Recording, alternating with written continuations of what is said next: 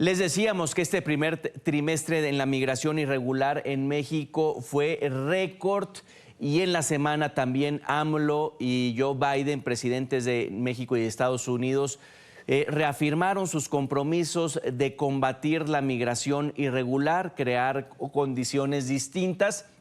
Entonces vamos a retomar el tema. Nadine Cortés es activista por la movilidad humana, es analista en temas de migración y columnista para distintos medios. Nadine, gracias y bienvenida. Al contrario, Enrique, gracias por la invitación. Platicamos a inicios de semana, trascendió que AMLO y Joe Biden tuvieron un contacto telefónico. ¿Algo importante surge ahí? Pues efectivamente hubo una reunión bilateral México-Estados Unidos. Son unas reuniones que se han llevado a cabo desde el año 2023, justo con el aumento significativo de personas migrantes en condición irregular transitando por México y llegando a frontera. A partir de estos hechos se han reunido diferentes grupos México-Estados Unidos, pero precisamente este último acercamiento tiene básicamente como resultado un acuerdo de ambos países, primero para mantener las fronteras abiertas. Recordemos que en el año 2023 Estados Unidos cerró puentes fronterizos, lo cual significó pérdidas en alrededor de 96 millones de dólares para el lado mexicano. Entonces, parte de este acuerdo es no volver a cerrar puentes, mantener la atención todos los días para recibir a las personas migrantes y hacer el trámite que corresponda. Segundo, colaboración en seguridad. El tema fronterizo pues ha desatado una ola de inseguridad para los estados que comparten frontera, así que parte de reforzar este acuerdo, este hermanamiento, pues es netamente en el área de seguridad. Y como tercer punto, un compromiso bilateral para poder gestionar de mejor forma los flujos migratorios, pero gestionarlo dejamos entrecomillado. Las políticas, si se endurecen por una parte, de alguna manera hace que los migrantes tomen decisiones más arriesgadas, porque no vemos que bajen su intención de cruzar irregularmente.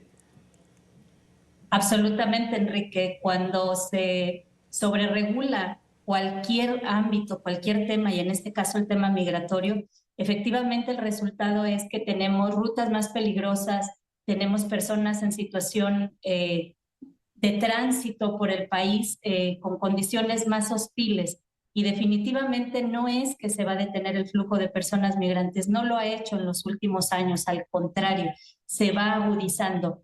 ¿Qué es lo que realmente obtenemos como resultado? Pues personas que tienen una exposición a una violación sistémica de derechos humanos justamente por estos controles excesivos, tanto del lado mexicano como del lado de Estados Unidos. No sé si podamos hablar ya como una conclusión en la gestión de AMLO. ¿Realmente se avanzó? ¿Va a concluir con mucho pendiente en sus políticas migratorias? Pues creo que de discurso fue bastante congruente, es decir, mantuvo un discurso desde el año 2018 que da su primer llamado como presidente electo de México, apelando a la humanización de las migraciones, y este discurso lo ha mantenido durante todos estos 5 años. Realmente el último de los discursos en esta materia también fue consistente, hay que humanizar a las migraciones. Sin embargo, de facto, en las políticas migratorias también tenemos un marco regulatorio que es acorde a este discurso, y lo único que dista de este discurso y este marco normativo es el actuar del Instituto Nacional de Migración, el actuar de la Guardia Nacional en México, la implementación de básicamente la securitización de las rutas migratorias en nuestro país, de la frontera sur con Guatemala, también militarizada, como una primer medida justo meses después de llegar al cargo de presidente, igualmente en la frontera norte. Ya lo escuchamos en algunas declaraciones de Donald Trump, que dice básicamente que él pidió al secretario de Relaciones Exteriores en México que se reforzara la seguridad fronteriza, y de no hacerlo, bueno, habría una suba de aranceles. Este fue una de las primeras acciones que se realizaron, que contravenían todo el discurso, que iban absolutamente en contra de todas estas declaraciones por parte del presidente Andrés Manuel. Así que calificando su gestión, me parece que el discurso tiene 10 de 10, pero en los hechos realmente hemos visto un Instituto Nacional de Migración absolutamente deshumanizado. Hemos visto cómo se le han disminuido los recursos a la Comisión Mexicana de Ayuda a Refugiados. Así que de facto, con todo el tema de securitización de fronteras y de rutas migratorias, pues creo que queda una gestión deficiente, porque más allá de gestionar los flujos, se trataron de contener los flujos y de reprimir los flujos migratorios. ¿Por qué no vemos un freno ante de pronto abusos de los agentes de migración? ¿Son entes solitarios o hay complacencias? ¿Y qué detectas? Pues mira, si lo vemos desde una perspectiva macro, creo que los acuerdos del presidente Joe Biden y el presidente Andrés Manuel están más supeditados a la contención de los flujos migratorios, politizando un poco la gestión de las migraciones. Es decir, estamos de cara a las elecciones en ambos países, y aunque para México no mueve la aguja en torno a la decisión de voto del electorado, para Estados Unidos es la segunda preocupación que externan los votantes para definir quién será el próximo inquilino de la Casa Blanca.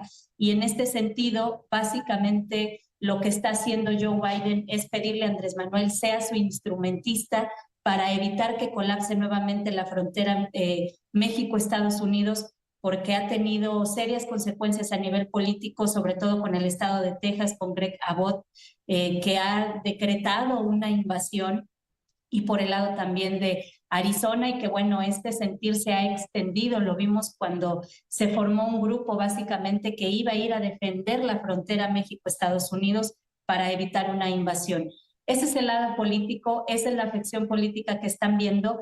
Y por el otro lado, ¿qué es lo que hace México? Pues primero, básicamente alinearse a esta petición de contención de los flujos migratorios, y segundo, las maneras o las formas en las que los hace a través del Instituto Nacional de Migración, un instituto que depende básicamente de este grupo de dependencias en México que cuidan la integridad del país, la seguridad nacional.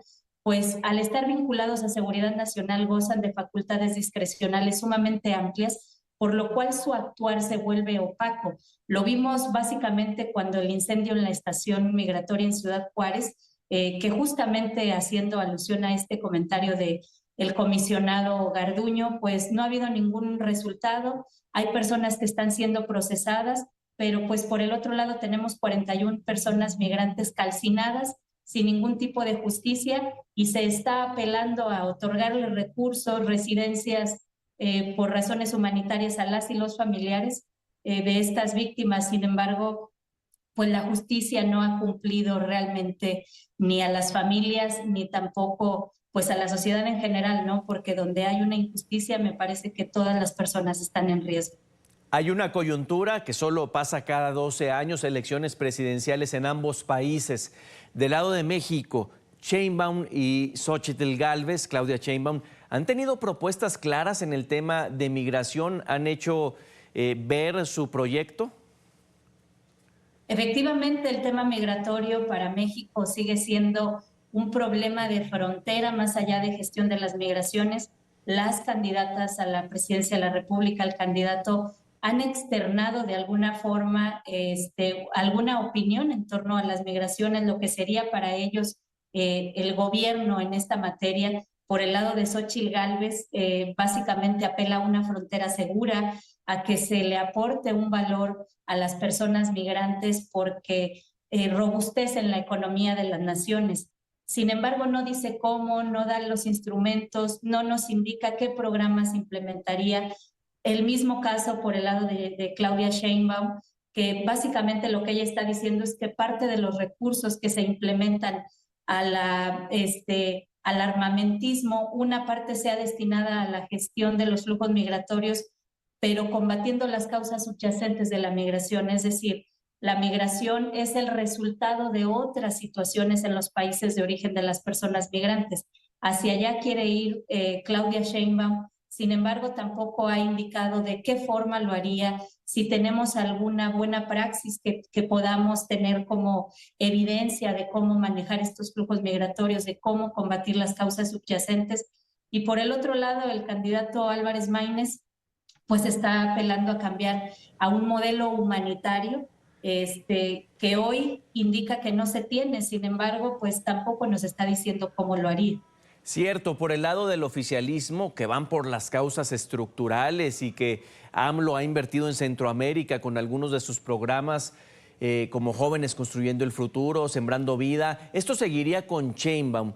Pero la postura de Donald Trump, que si él queda, ya quedó claro, no quiere dar dinero a México así de fácil. Efectivamente, Enrique, ni 10 centavos fue la declaración que hizo el expresidente Donald Trump y candidato hoy también a la presidencia. Ni 10 centavos para México, no piensa desembolsar ni un solo dólar para la gestión de las migraciones, y es que tiende a fortalecer este discurso y esta inquietud por parte del electorado estadounidense. Es decir, más allá de que sea realmente una política que vaya a implementar o no, aunque tenemos antecedentes de que lo ha hecho 3 decretos en materia migratoria en el primer minuto de su gobierno, en la gestión pasada, creo que ya nos abre una ventana de lo que será la gestión migratoria si él queda como presidente de los Estados Unidos. Ni un solo peso, lo que está haciendo es básicamente apelar a que México sea un tercer país, como lo hizo en su anterior gestión, apelar a que se queden en México, a que se solicite el refugio, el asilo desde México, que esperen la resolución desde México. Sin embargo, al tener ineficiencia operativa y, bueno, más allá de ineficiencia, la capacidad operativa por parte de Estados Unidos para estas solicitudes, pues está viendo rebasada, ¿no? Tenemos respuestas a veces hasta en 2 años, por lo cual sería realmente una situación complicada para el lado mexicano. Si la relación sigue tal cual se ha gestado ahora como del lado del oficialismo, del lado que representaría Claudia Sheinbaum, pues esperaríamos que apele a no ser un tercer país, sino que realmente se invierta a combatir las causas estructurales de la migración. Menos de un mes para las presidenciales en México. Nadine Cortés, mil gracias y hasta pronto. Al contrario, Enrique, muchas gracias a ustedes.